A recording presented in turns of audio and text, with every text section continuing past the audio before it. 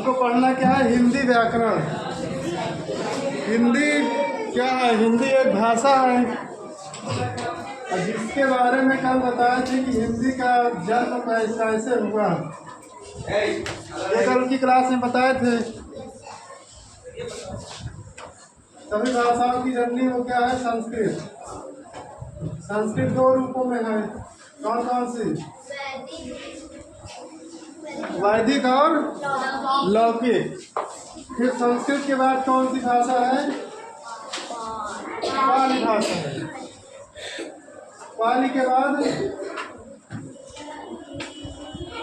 प्राकृत भाषा है। प्राकृत भाषा के बाद प्राकृत भाषा के बाद कौन सी भाषा है? अवहट्ट। अपभ्रंश है जिसका बिगड़ा हुआ रूप क्या है? अवहट्ट है। इसी अपभ्रंश अवहट्ट की एक शाखा क्या है? सौरसेनी अपभ्रंश। इसी से क्या हुआ है?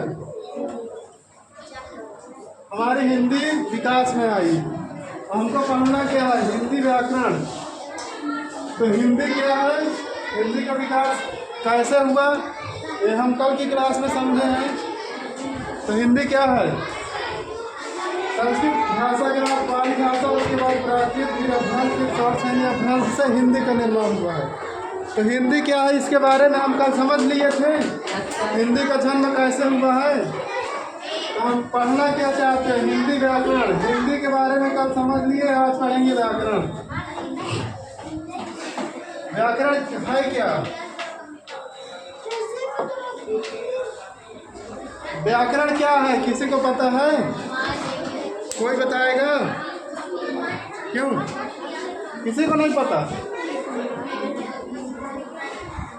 अभी कल भी बताए थे। हाँ चलो बताओ।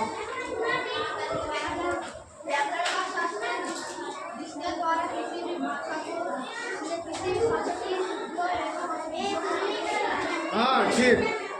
व्याकरण क्या है? व्याकरण वह शास्त्र है जिसके द्वारा किसी भी भाषा की शुद्धियों तथा शुद्धियों का ज्ञान होता है। इसको लिखना पड़ेगा डिफिनीशन इसकी कि लिख लोगे? लिखा दे।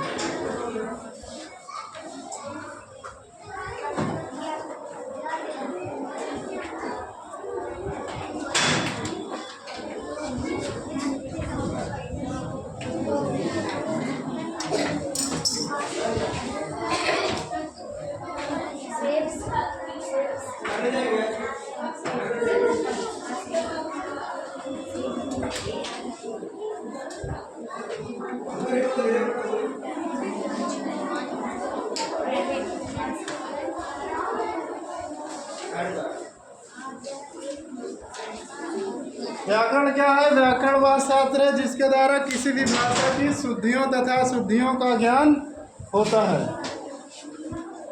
अब क्या हो गया? हिंदी क्या है, व्याकरण क्या है, ये हम समझ चुके हैं। अब हम पढ़ेंगे क्या? हिंदी व्याकरण। अब हिंदी व्याकरण में क्या है? टॉपिक है भाषा। भाषा किसे कहते हैं? किसी को पता है? कोई बताएगा? चलो बताओ बताओ। हाँ बताओ श्रेयांश।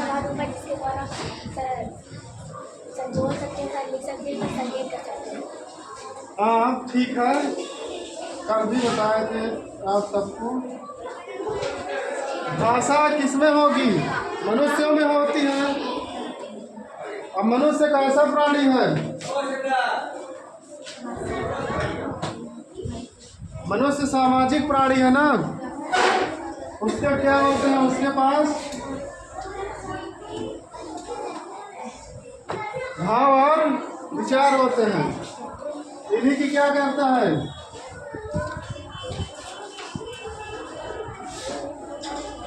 इन्हीं की अभिव्यक्ति करता है या इन्हीं को अभिव्यक्त करता है। किसको? किसी और के सामने। तो भाषा क्या हो जाएगी? मनुष्य एक सामाजिक प्राणी है। वह अपने भावों व विचारों को अभिव्यक्त करने के लिए जिस माध्यम का प्रयोग करता है वह क्या कहलाती है? भाषा कहलाती है। इसको भी इसी तरीके बना लो। कितना कल की क्लास का है, जो ये है अभी की क्लास का है। भाषा जो है कैसा बनी है? भाषा भाष धातु से बनी है, जिसका अर्थ क्या होता है?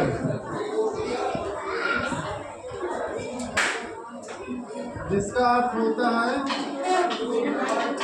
बोलना।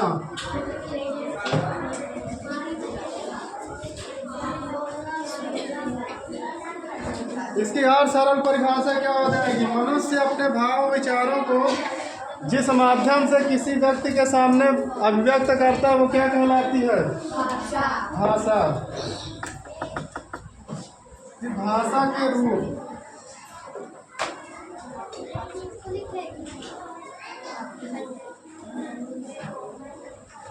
भाषा के कितने रूप हैं बताओ?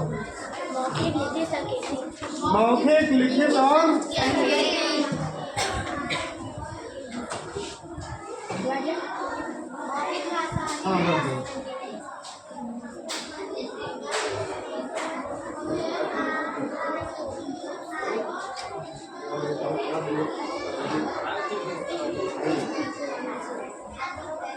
भाषा कितने रूपों में है? 3। पहला क्या है? मौखिक भाषा, लिखित भाषा और सांकेतिक भाषा।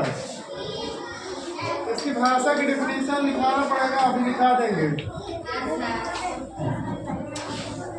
मनुष्य एक सामाजिक प्राणी है। वह अपने भावों विचारों को अभिव्यक्त करने के लिए जिस माध्यम का प्रयोग करता है वो क्या होती है? भाषा होती है। फिर भाषा के रूप, भाषा के कितने रूप हैं? 3 रूप हैं। मौखिक भाषा, लिखित भाषा और सांकेतिक भाषा। मौखिक भाषा में क्या होगा? मौखिक भाषा क्या होगी बताओ?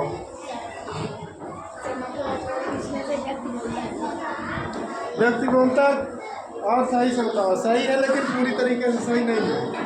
मौखिक भाषा में क्या होगा? मनुष्य अपने भाव विचारों का अभिव्यक्त करेगा। किसके द्वारा करेगा? भाषा के द्वारा करेगा। अब अगर भाषा के द्वारा अभिव्यक्त करेगा तो अभिव्यक्त करने के कितने तरीके हो गए? कितने तरीके हो गए? 3 तरीके। कौन कौन से? मौखिक, लिखित और तो मनुष्य अपने भाव विचारों को 3 तरीके से किसी के सामने अभिव्यक्त करेगा। या तो वो मौखिक रूप से यानी बोलकर, लिखित रूप में करेगा तो क्या करेगा? लिखकर। और सांकेतिक माध्यम से करेगा तो क्या होगा? संकेतों के द्वारा। मौखिक भाषा की परिभाषा लिखो। जब मनुष्य अपने भावों और विचारों को किसी के सम्मुख बोलकर प्रकट करता है तो कौन सी भाषा होगी? मौखिक भाषा होगी। लिखित भाषा में क्या हो जाएगा? जब मनुष्य अपने भावों विचारों को किसी के सम्मुख लिखकर प्रकट करता है तो वो कौन सी भाषा का माध्यम होगा? लिखित भाषा।